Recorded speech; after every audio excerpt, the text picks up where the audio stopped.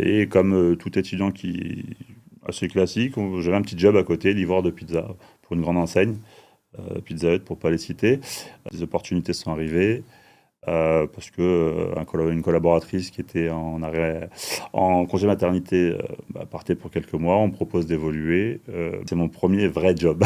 J'avais pas 18 ans encore à l'époque, mais on me donne l'opportunité quand même. Tu n'avais pas de formation en particulière, mais tu apprends vite. Et au final, 3 mois se passent et on te propose d'aller faire le challenge ailleurs, c'est ça? Donc on relève le challenge, ça se passe très bien.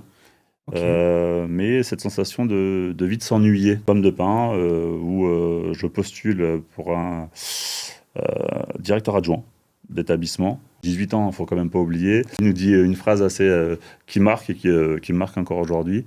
Mon garçon, t'es pas fait pour la restauration. Ok, déjà condescendant, mon garçon. On avale la couleuvre, on se pose des questions, mais on continue à avancer. On rentre à la maison, on se fâche un peu avec les parents parce qu'on abandonne un travail un peu comme ça. Ouais. Le lendemain matin, 10h, première heure, je sors, je frappe à la porte et je dis à la personne qui était là, monsieur, je cherche un boulot.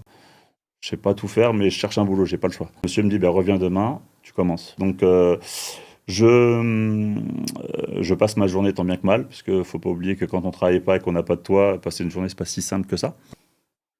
Ça se passe très rapidement bien en termes de service, de fonctionnement, d'évolution, puisque j'ai évolué sur un poste supérieur assez rapidement. En gros, là, on commence à voir se répéter un schéma où on va venir t'appeler en renfort par rapport à une situation de fonctionnement d'un restaurant qui n'est pas dans les standards, où tout ne marche pas comme serre des roulettes, et on va venir t'appeler pour aller challenger tout ça, corriger.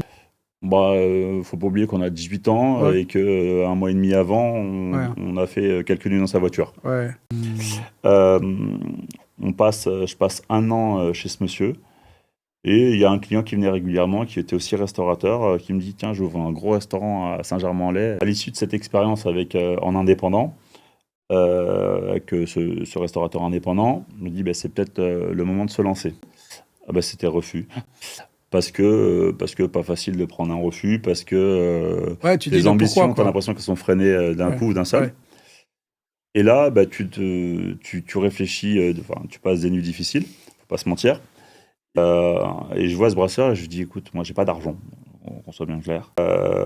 Et il me dit, mais si tu veux, on peut trouver une solution.